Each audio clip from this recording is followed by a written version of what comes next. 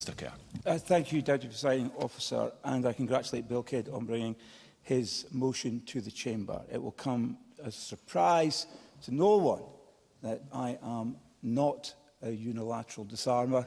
I believe in multilateral disarmament. And I think, if I may say this politely to Bill Kidd, I'm afraid that my policy outlook is framed by what is the real world situation. And we can't disinvent nuclear weapons. And while some states have nuclear weapons, it is right that Britain retains its own nuclear deterrent. Now, of course I will. Richard Leonard. So the logic of your argument, then, is that if you think a deterrent, as you would call it, is necessary, you aren't in favour of multilateral disarmament, never mind unilateral disarmament.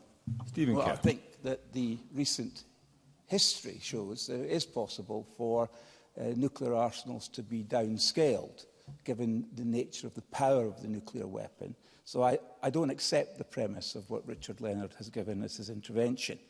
I do believe very firmly it's the first duty of any government to protect this country. And at its core, this means protecting our country from attack from another country, and that is what the nuclear deterrent is all about. It is the ultimate defence insurance policy. Now, being pro-nuclear deterrent does not by any manner of means make me in any way pro-war. Nothing could be further from the truth. I am pro-nuclear deterrent because I am anti-war. And war, as we have seen tragically, all too evidently in the last few months in Ukraine, causes enormous destruction and loss of life. And I've been thinking a lot about Ukraine in relation to the motion. I will take an intervention. Fulton McGregor. Stephen Kerr for taking that intervention. He's referring to nuclear weapons as deterrents, but would he not accept that it's equally the case that they could be targets if in the event of a war? Stephen Kerr. Well, let me just focus on the deterrent aspect, if I might, because I've been thinking a lot about Ukraine. You've got to go all the way back to the December of 1994, to the Budapest Memorandum, when the United States, Russia and the United Kingdom committed themselves to a memorandum, as I say, that stated, and I quote, that would respect the independence and sovereignty and the existing borders of Ukraine. And we all know what's happened since 2014, and more dramatically since last year. I ask the Chamber this very simple question, an unpalatable question as it is, but would Ukraine have been exposed to the aggression, the invasion, the brutality of Vladimir Putin's Russia if Ukraine had retained its nuclear weapons? Because the Budapest Memorandum was paving the way for Ukraine to give up its nuclear weapons. Now, politicians from all parties have a duty to avoid conflict and war.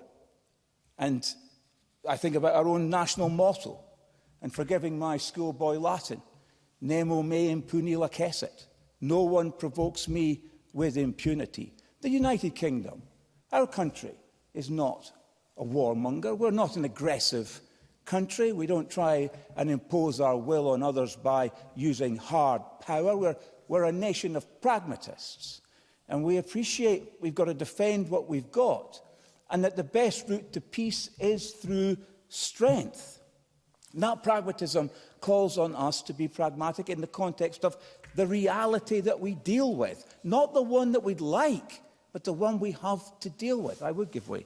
Ruth Maguire, briefly. I thank Stephen Kerr for giving way. Peace is obviously more than the absence of war. It's about, justice and safety. Would the money spent on these weapons of mass destruction and indiscriminate killing not be better invested in things that truly make people safe in this country? Stephen Kerr. Deputy Presiding Officer, for you giving me some latitude on my speech here, because I think I was the only one in this debate that's going to take a position different than the one that's in the motion. And I agree with Ruth Maguire, funnily enough. Of course she's right. But again, we are moving from the reality that we have to deal with to something that we perhaps would like. And we have to deal with the reality as it is. And that means, in the spirit of that pragmatism that I've been describing, that we have to be pragmatic about our need to retain, upgrade, modernise and keep relevant our nuclear deterrent. So the simple message that we need to send, and that I'm afraid we will continue to need to send, is one of deterrent.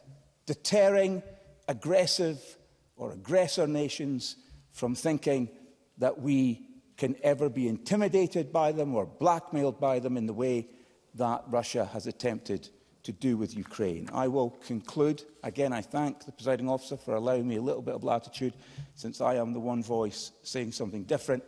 I reiterate, Vladimir Putin has made no secret of his detestation of our country, of the West, and we have seen the lengths to which he's prepared to go to undermine the West, to undermine Ukraine, to attempt to obliterate Ukraine as a sovereign nation.